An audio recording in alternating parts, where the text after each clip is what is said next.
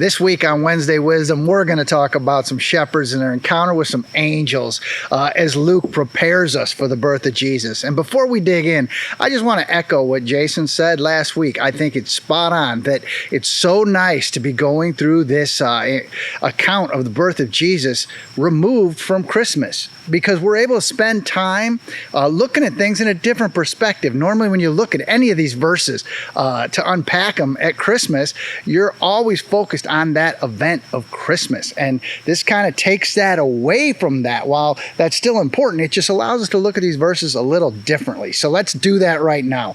These shepherds here, as we pick up in I'm going to do verse 8 through about 10 and a half, we'll call it. I'll read them to you and then we'll dig into them. It says, "That night there were shepherds staying in the fields nearby, guarding their flocks of sheep. Suddenly an angel of the Lord appeared among them, and the radiance of the Lord's glory surrounded them.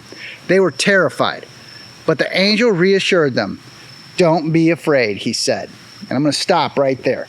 The first thing, that impacted me when I read this was the use of language, and in this translation, the words that popped out to me.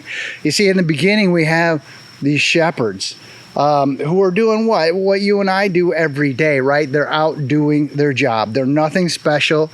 They're just normal people doing what they do, and they're not expecting anything to happen, no kind of encounter. And I think the first word I want to focus on here is that word guarding. They're guarding their flocks of sheep. And you and I are guilty of that at times too. And I use the word guilty because you'll hear where I'm going. We often have our lives just the way that we think they're supposed to be, although we're often not totally happy with them. We like to guard our life and be just content where we are. And I don't want to lose what I got. Sure, I want more, but don't take this from me. And we go through life, as a lot of times we say in church world, right? We go through it closed-fisted. We want to clench all these things that God has blessed us with and not do anything with them.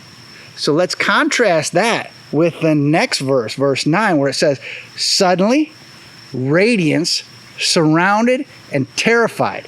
How about those words? Those are some pretty exciting words, aren't they?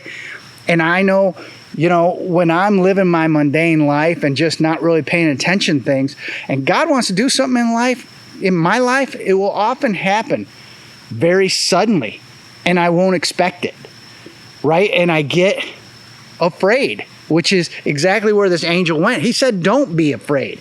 And so often in life, we are afraid of change. We are afraid of things happening. We are afraid of God working in our lives, believe it or not. We, like I said, going back to that closed-fisted mentality, we won't let go and open up and let God do more with our lives than we can by ourselves. And that's something that I think is worth dwelling on, is that don't be afraid. Let's go to that next word, radiance. Radiance implies what? Light, right? It's really bright. Often when God is working in our lives, He's going to shine the light on some things that maybe we don't want other people to see, or maybe we don't even see ourselves.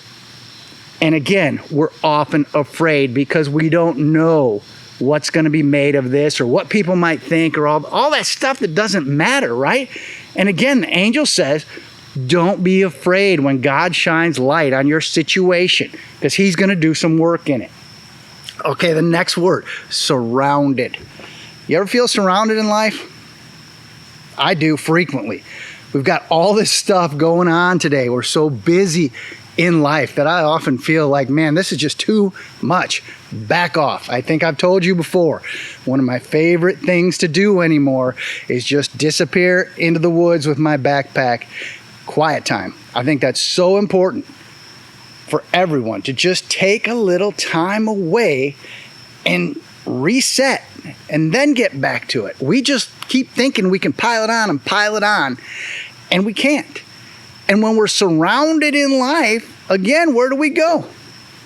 Fear, right? Fear. When we see surrounded, we think of the Western and all the Indians are coming around the wagons, right? And it's, oh, this is bad, and we're scared. But again, the angel says, when you feel surrounded, don't be afraid. Like we talked about a couple weeks ago, God's right there with you in that struggle, in that fight, and He's going to do something big, but we have to give Him the opportunity. Once again, open-handed. Let Him have our life and do with it as He will. Last word I'm going to deal with, terrified. I've talked through that pretty much already, though, haven't I? That when God is working in our life, we get terrified, and the angel knew this. We are afraid because you know why? God knows what's going on, but we don't, and we like to be in control, don't we? And when we're not in control or we don't know what's going to happen, again, we tend to go to fear. I mean, man, look at our world here in the last year and a half, right? There's so much fear on different fronts, and we've talked through it like crazy. I don't need to do that, but everybody's afraid of something, and we really, again, need to pay attention to what that angel's saying. Do not be afraid.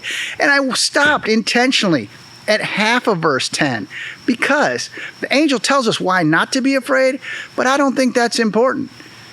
As Christ followers, we need to not be afraid and trust God even if we don't know why. We need to know that God is with us, He's going to do His best for us, and has our best interest at heart. And that the problems of this world are nothing compared to the power of our God. And we just need to trust Him. And I'm not saying trust Him blindly, but I'm just saying that it always isn't important to have every little detail figured out before you put your trust in Him. Well, that's it. Have a great week, and I hope you enjoyed this Wednesday Wisdom, and we'll catch you next time.